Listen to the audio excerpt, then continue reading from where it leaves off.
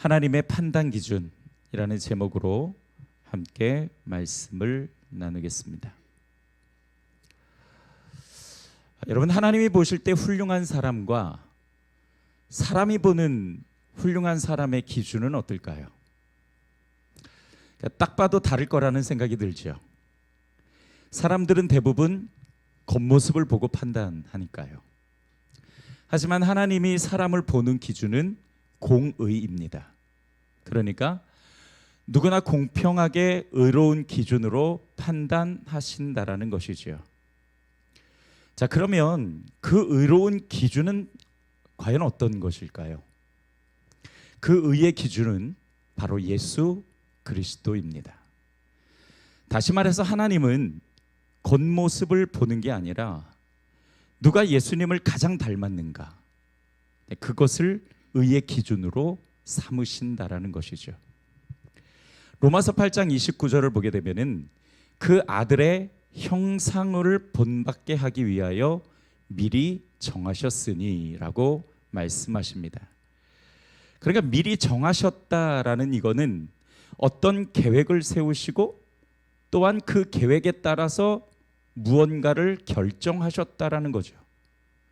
자, 그러니까 하나님은 우리를 예수 닮은 사람으로 변화시키기로 작정하셨다라는 거예요. 왜요? 그것이 하나님이 우리를 판단하는 기준이 되기 때문입니다. 자, 이렇게 정리할 수 있습니다. 나는 예수의 형상을 본받기 위해 미리 선택받은 사람입니다. 다시 말해서 우리가 예수의 모델하우스가 되는 것이죠. 모델하우스를 보고 집을 결정하는 것처럼 사람들은 우리를 통해 예수를 보기를, 예수를 나타내시기를 계획하시고 우리를 미리 정하셨다라는 겁니다. 더 나아가서 이건 또한 나 자신을 위한 것이기도 합니다. 예수를 닮아간다라는 것은요, 나의 정체성을 찾아 완성해 가는 것이고 또한 복된 인생을 살아가는 첫걸음이기 때문입니다. 예수를 닮아가는 건 하나님의 말씀으로 가능한 거잖아요. 그 말씀 아래 있을 때 우리는 하나님의 통치 아래 머물게 되죠. 하나님의 통치 아래 있을 때 행복한 인생을 찾아갈 수 있고 또한 말씀으로 하나님을 닮아가게 되니까 결국 나의 정체성도 찾아갈 수 있게 되는 겁니다. 자, 그렇다면 교회 안에서도 마찬가지입니다. 누가 믿음이 좋은 사람이냐? 과연 누가 하나님 보시기에 멋있는 사람이냐? 그 기준을 하나님의 공의로 본다면 예수를 닮아가는 사람, 그런 사람이 하나님 보시기에 훌륭한 사람이고 믿음이 좋은 사람이라고 할 수 있습니다. 아무리 세상에 지식이 많고요, 명예가 있고 돈이 많아도 예수를 닮아 있는 사람이 하나님께 인정받는 겁니다. 예수님처럼 말하고 예수님처럼 행동하고 예수님 같은 성품을 가지고 예수님이 하셨던 사역을 실천하며 예수님이 사셨던 인생을 본받는 사람 말이죠. 하나님이 보실 때 사실 사람은 누구나 다 죄인이에요. 군대에서 별을 4개 단 장군이나 과거에 범죄를 저질러서 감옥에 4번 갔다 온 사람이나 재산이 수억이 되는 사람이나 단돈 10만 원밖에 없는 사람이나 서울대학교 나와서 좋은 직장에 다니는 사람이나 대학 졸업장이 없이 그냥 평범한 직장에 다니는 사람이나 다 똑같습니다. 다 똑같은 죄인이고 구원이 필요한 사람이며 은혜가 필요하고 긍휼과 사랑이 필요한 사람이죠. 그러니까 여러분, 하나님이 보시는 거는 세상의 기준과 세상의 가치가 아니에요. 오직 그의 마음의 중심을 보신다라는 거죠. 다시 말하면 그 중심에 그 마음에 하나님이 있는가, 그것을 보신다라는 겁니다. 자, 우리 사무엘상 16장 7절을 우리 같이 한번 읽어보겠습니다. 시작. 여호와께서 사무엘에게 이르시되 그의 용모와 키를 보지 말라. 내가 이미 그를 버렸노라. 내가 보는 것은 사람과 같지 아니하니 사람은 외모를 보거니와 나의 여호와는 뭘 보신다고요? 그러니까 이 중심이라는 것은 그냥 마음을 보신다 이런 차원의 것이 아니라 그 중심에 하나님이 있는가를 보신다라는 거예요. 정말 하나님이 그 인생의 중심을 차지하도록 내어드렸는가, 그걸 가장 중요한 가치로 삼고 살아가고 있나, 하나님이 그걸 보신다라는 겁니다. 그래서 구체적으로 하나님이 중심을 보신다라는 건 세 가지로 정리할 수 있어요. 첫 번째로는 진심을 보신다라는 겁니다. 하나님을 향한 진심이 있냐, 남에게 잘 보이려고 하는 게 아니라 정말 하나님께 잘 보이려고 하는 그 정성과 진심이 있냐, 그 진심이 하나님을 향해 있는가를 보신다라는 거예요. 두 번째, 중심을 보신다라는 건 성품과 태도를 보신다라는 겁니다. 여러분, 사람의 중심이라는 것은요, 그 사람을 형성하고 있는 인격을 말합니다. 그런데 이 인격이요, 하나님을 닮아갈 때에 뭘로 바뀌냐면 성품으로 바뀌어요. 따라서 합시다. 인격이 하나님을 닮아갈 때 뭘로 바뀐다고요? 성품이요. 이 성품이라는 단어는 하나님의 속성을 이야기합니다. 그러니까 우리는 인간이니까 인격을 가지고 있지만, 그러나 내가 하나님을 닮아갈 때 내 인격이 하나님의 속성인 성품을 닮아가게 되는 거죠. 그러니까 하나님이 중심을 보신다라는 건 그 사람의 중심인 인격이 성품으로 바뀌어가고 있는가, 그 삶의 태도를 보신다라는 겁니다. 세 번째로 중심을 보신다라는 건 우선순위가 하나님을 향해 있는가를 보신다는 거예요. 자기 만족을 위해 사는가, 아니면 하나님의 만족을 위해 사는가. 여러분, 하나님이 사람을 판단하실 때 세상의 기준으로 판단하시지 않는 것처럼 우리 성도들이 교회 안에서 사람을 볼 때, 또 나 자신을 볼 때 세상의 기준이 아닌 하나님의 기준으로 그 중심이 어떤가를 볼 수 있어야 합니다. 그런 차원에서 교회에서 가장 인정받는 사람은 누구냐? 인정받아야 될 사람은 누구냐? 예수님을 닮아가고 예수님 같은 삶을 실천하려고 몸부림치는 사람, 그런 사람이 교회 안에서 존경받고 인정받는 사람이 되어야 합니다. 저희 목회 철학도 그렇습니다. 아무리 돈이 많아도, 아무리 잘 배워도, 아무리 세상에서 훌륭한 명예를 가지고 있다 할지라도 예수님의 성품을 닮아가고 예수님처럼 살아가려고 몸부림치는 사람, 그 사람을 일꾼으로 세우고 그 사람이 교회를 섬길 때에 교회가 건강하게 세워지지 않겠습니까? 저는 우리 장로님들로부터 시작해서 또 우리 안수 집사님, 권사님, 또 우리 다른 성도님들까지도 정말 교회 안에서 하나님께 인정받는 사람이 되기를 주님의 이름으로 축복합니다. 지금도 잘 알고 계시지만 더 많이 예수를 닮아가셔서 하나님께 인정받고 사람들에게 칭찬받는 우리 직분자들이 되기를 주님의 이름으로 축복합니다.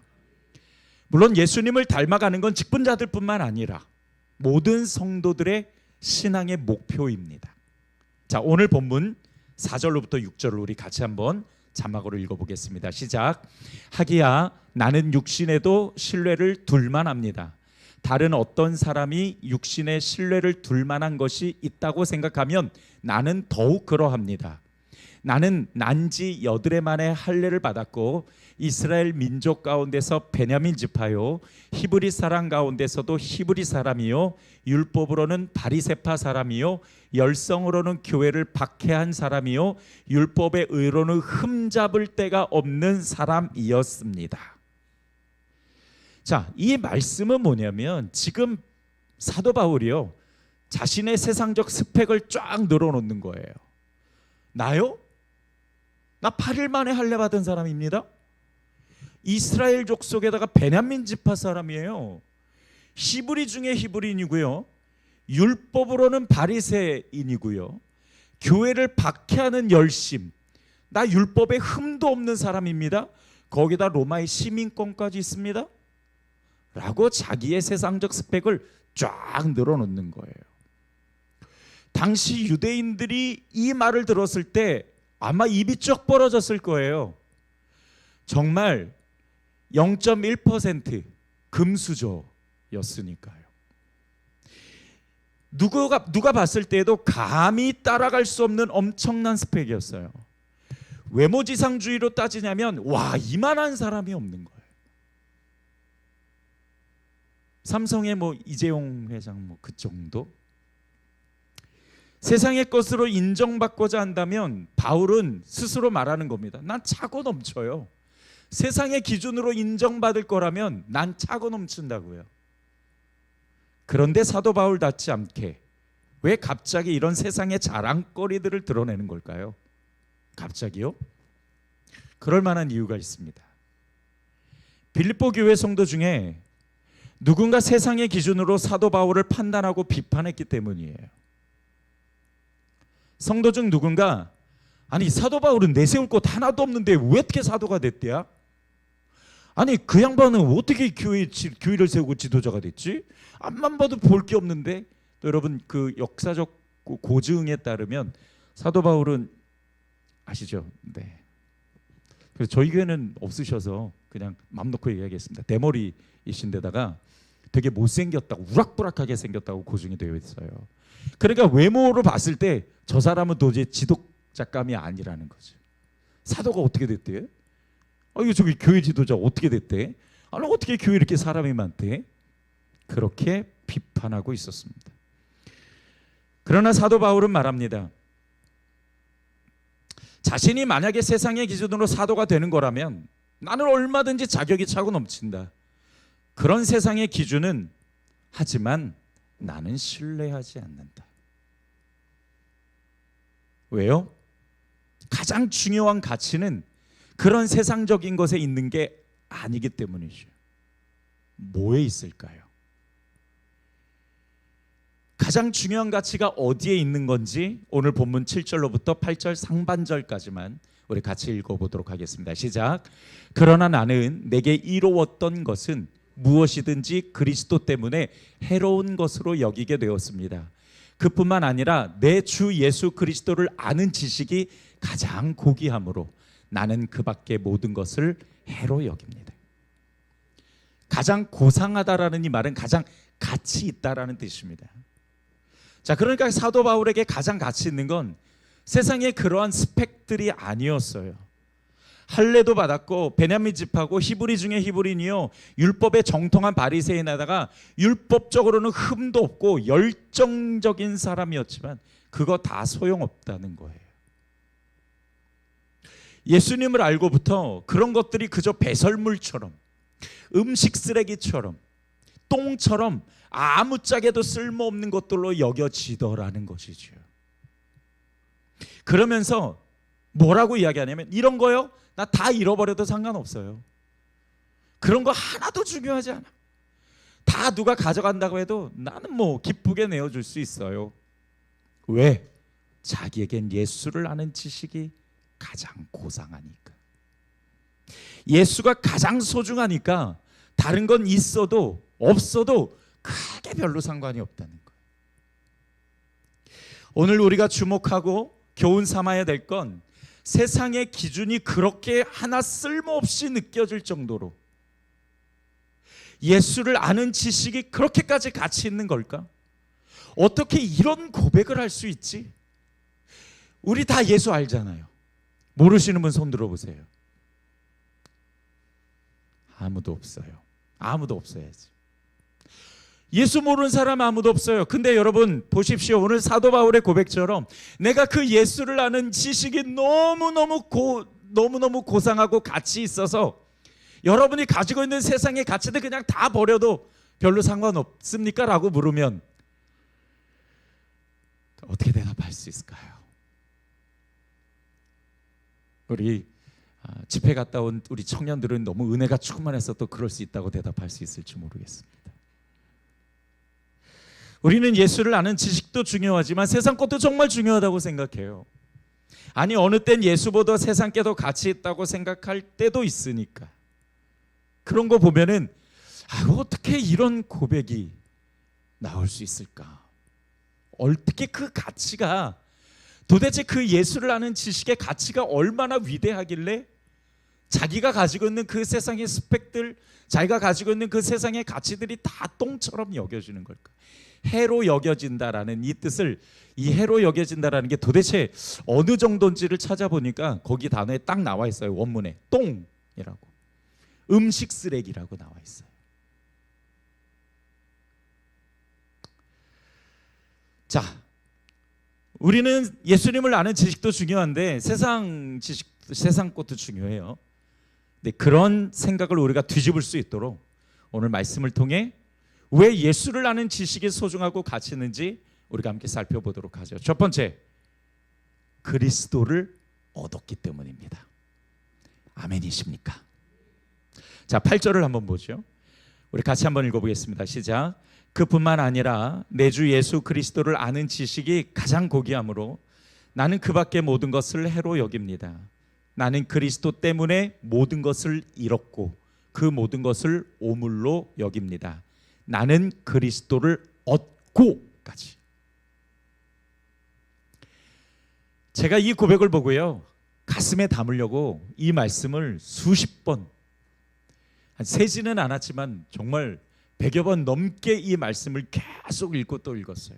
너무 위대한 고백이라 이거를 가슴에 담으려고 그러는데 가슴에 담겨지는 게 아니라 막 흘러 넘치더라고요. 여러분 보십시오. 사도 바울이 말합니다. 나는 그리스도를 얻는 대신에 세상의 모든 걸 잃었습니다.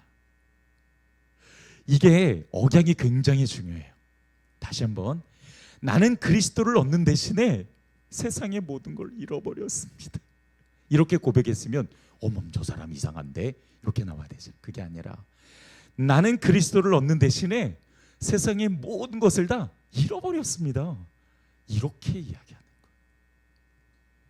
거예요. 이건 원망이 아니라 그리스도가 너무 소중해서 다른 건 발끝에도 못 미친다는 거예요. 지금까지 가짜를 붙들고 전전긍긍하며 목숨 걸고 열정적으로 살았는데 진짜를 딱 만나고 붙들고 나니까 이 가짜가 진짜 우스운 거예요. 그리고선 그 진짜를 놓지 않겠다. 가짜? 그거 다 포기해도 상관없어 라고 이야기하는 거예요. 여러분 혹시 어렸을 때 부루마블 게임 해보셨어요? 해보셨어요? 우리 권사님도 해보셨네. 부루마블 그 땅 따먹기 이런 거 있잖아요. 주사위 돌려가지고 막 무인도에도 들어가고 서울 사고 뭐 그 다음에 홍콩 사고 이런 거, 부루마블 게임 애들 하는 것도 한번 보셨을 거고. 여러분 그 부루마블 게임 주사위를 돌려 땅을 사고 건물을 올려요. 만약 다른 사람이 내 땅에 딱 걸리잖아요. 그러면 이제 세금 내야 돼. 그럼 이제 그 세금 받아갖고 부자가 되는 거예요. 제 기억에 제가 정말 한 번은 너무 잘해가지고 거의 100억에 가까운 돈을 벌었던 적이 있었어요. 그렇게 하면은 1등하면 너무 좋죠. 세상을 다 가진 것 같아요. 게임할 때는 굉장히 좋지만 그러나 현실로 돌아오면 아무짝에도 쓸모없는 거예요. 사도 바울이 그 얘기를 하는 거예요. 가짜를 진짜로 착각하고 꽉 붙잡고 살다가 어느 날 진짜를 만나니까 그 가짜가 너무 유치하다는 거죠. 장난감 종이돈이잖아요. 플라스틱 건물이잖아요. 요만한 거. 그거 뭐 3개 쌓고 4개 쌓고 그거 쌓아서 뭐 진짜 부자가 되겠어요? 어처구니 없는 거죠. 예수를 알고 나니까 세상에 가치 있다고 말하는 것들이 사실은 아무것도 아니더라는 거예요. 여러분 이게 맞죠? 예수를 얻는다라는 건 곧 모든 것을 얻은 것과 같습니다. 왜요? 예수 안에 구원이 있고 예수 안에 영생이 있고 하나님의 뜻이 거기에 있지 않습니까? 아직 우리는 다 깨닫지 못했지만 영적인 모든 비밀이 다 그분 안에 있다라고 하니까 그거 하나면 인생의 모든 실마리가 다 풀어질 뿐만 아니라 그분의 말씀 안에 우리가 행복을 찾아갈 수 있는 길이 있다라고 말씀하시니까 영적인 풍요와 은혜와 평강이 거기 다 있다고 하는데 종이로 만든 가짜 돈이랑 플라스틱으로 만든 가짜 건물 가지고 뭐 얼마나 신난다고 그거 가지고 계속 그렇게 행복을 찾겠습니까? 종이돈 많다고 행복한가요? 플라스틱 건물 많이 올린다고 행복한가요? 세상을 잃어도 예수를 잃지 않으면 모든 것을 얻은 것과 같지만, 세상을 다 가졌어도 예수를 잃으면 사실 모든 것을 잃는 것과 같은 것이죠. 이 말씀이 우리에게 큰 울림을 줍니다. 더 놀라운 건 예수님을 알면 알수록 그 놀라운 은혜와 비밀이 점점 더 커진다라는 것이죠. 그리고 그 가치의 무게는 감히 내가 상상할 수 없을 정도로 쌓여진다라는 겁니다. 여러분, 제가 예수님을 얼마나 알아서, 제가 예수님을 얼마나 많이 느껴서 여러분에게 이 비밀을 다 말씀드릴 수 있겠습니까?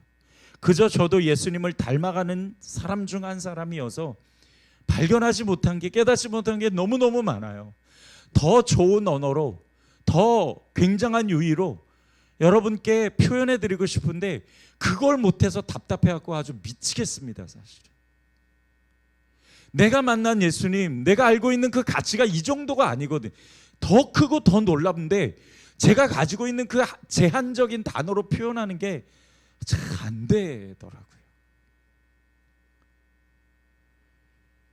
예수님 안에 길과 진리와 생명이 있다라는 것만으로도 우리는 세상의 어떤 것과 비교할 수 없는 가치를 가진 것이죠. 여러분, 예수님을 안다라는 건 여기서 지식적인 알미 아니라 전인격적인 알미라는 것을 강조합니다. 전인격적이다 그러면 지정의, 보통 인간을 어떻게 정의할까라고 학자들이 막 고민했다가 그 인간을 네 가지로 정의한 거예요. 지식, 감정, 의지, 영. 이 네 가지가 인간의 전부다. 그러니까 이 지정의 영으로 모두 영역에서 하나님을 만나는 것, 그것이 가장 가치 있다라고 고백하는 것이죠. 예수를 알면 알수록 그분의 가치는 굉장히 넓고 깊을 뿐만 아니라 목사가 아니라 누구라도 이 예수의 가치는 발견할 수 있습니다. 예수의 진짜 가치를 발견하고 가짜는 얼마든지 버릴 수 있는 성도들이 되기를 주님의 이름으로 축복합니다. 두 번째로, 예수님 안에서 나를 발견할 수가 있습니다. 예수님을 아는 것은 예수님만 알게 되는 것이 아니라 그 안에서 나를 발견하게 되는 건데요. 여러분, 예수님은 하나님의 형상이라고 말씀을 하시거든요. 우리는 하나님의 형상으로 지어졌기 때문에 하나님을 알면 나 자신이 어떤 존재인지, 어떻게 살아야 되는지를 알게 된다는 것이죠. 이거는 주일에도 말씀을 같이 나눴던 부분이기도 합니다. 그러니까 이런 정체성을 발견한다라는 건 존재의 의미와 가치를 발견한다라는 거고, 내가 앞으로 어떤 사람이 되어서 어떤 인생을 살아가야 되는지를 분명히 알고 그 방향을 갈 수 있다라는 뜻입니다. 여러분, 사람은 누구나 자신의 정체성을 알고 싶어 해요. 그리고 어떻게 살아야 되는지 고민합니다. 그런 고민이 예수를 아는 것으로 다 풀어질 수 있다라는 거예요. 어떻게 풀어질까요? 도대체 예수를 아는 것과 내 인생의 정체성이 어떻게 연관되어 풀어질까요? 첫 번째로, 예수를 알면요, 거짓 자아를 벗어버릴 수 있어요. 여러분, 세상은요, 우리에게 진짜 자아를 건네주지 않아요.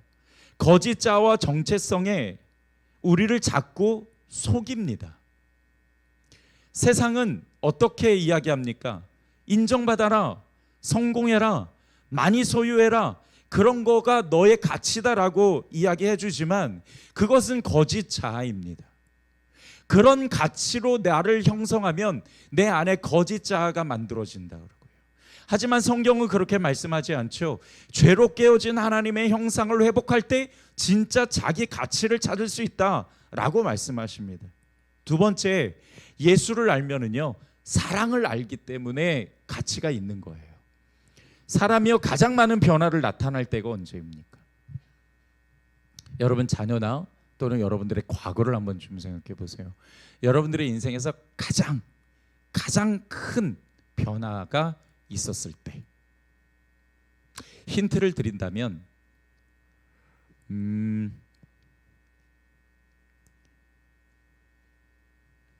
연애해 보신 분은 알아요.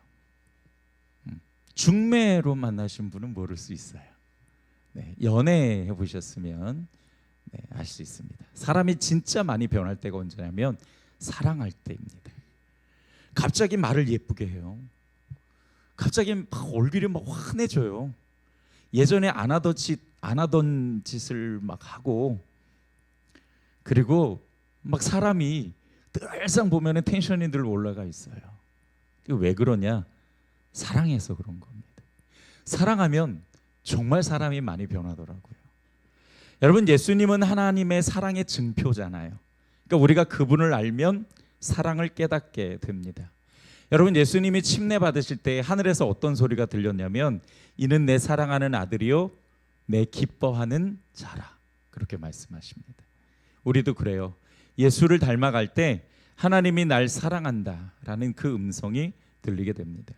세 번째로, 예수를 알면 인간의 한계를 돌파할 수 있어요. 우리는 스스로 한계 짓는 게 많잖아요. 이건 이래서 안 되고 저래서 안 되고, 인생 살아보니 안 되는 게 더 많더라.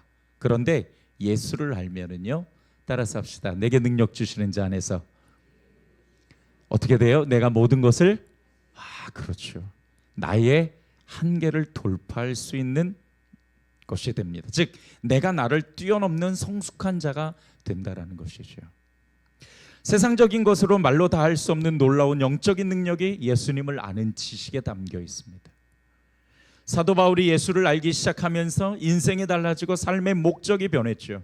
그걸 경험했기에 자신을 발견할 수 있었다라고 말하고 있는 겁니다.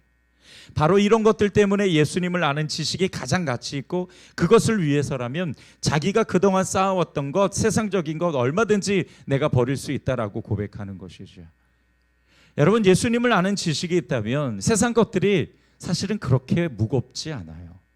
내가 그렇게 목숨 걸고 그것을, 그 영적 가치를 버리고 육적 가치를 위해서 내 목숨을 버릴 만큼 그렇게 무겁지 않다고요. 그러므로 교회에서 예수를 아는 지식의 가치를 아는 사람이 예수를 닮아갈 수 있고, 그 사람이 바로 하나님께 인정받고 하나님이 기뻐하시는 사람이 되는 것입니다. 말씀을 정리하겠습니다. 누가 하나님 보시기에 훌륭한 사람이냐? 예수님을 아는 지식의 가치를 아는 것, 또 아는 것으로 끝나지 않고 예수님을 닮아가는 사람, 바로 그것이 하나님께서 우리를 보시는 의의 기준, 공의입니다. 이런 사람이 교회 안에서 인정받는 거고요. 이런 사람이 교회 많아질 때에 그 교회가 더 좋은 교회, 하나님이 기뻐하시는 교회가 되는 것이죠. 우리 모두 그렇게 하나님께 인정받고 하나님을 기쁘게 하는 성도들이 되기를 주님의 이름으로 축복합니다. 아버지 하나님, 감사합니다. 오늘 말씀을 통해서 예수를 아는 지식이 얼마나 가치 있길래 그는 세상에 평생 쌓아왔던 것들을 똥처럼 아무렇지 않게 여길 수 있었나. 오늘 우리가 알고 있는 예수의 가치와 내가 알고 있는 그 예수의 지식이 우리에게 얼마나 중요한가를 우리가 함께 말씀을 나눴습니다. 하나님, 이 죄인을 용서하여 주시옵소서.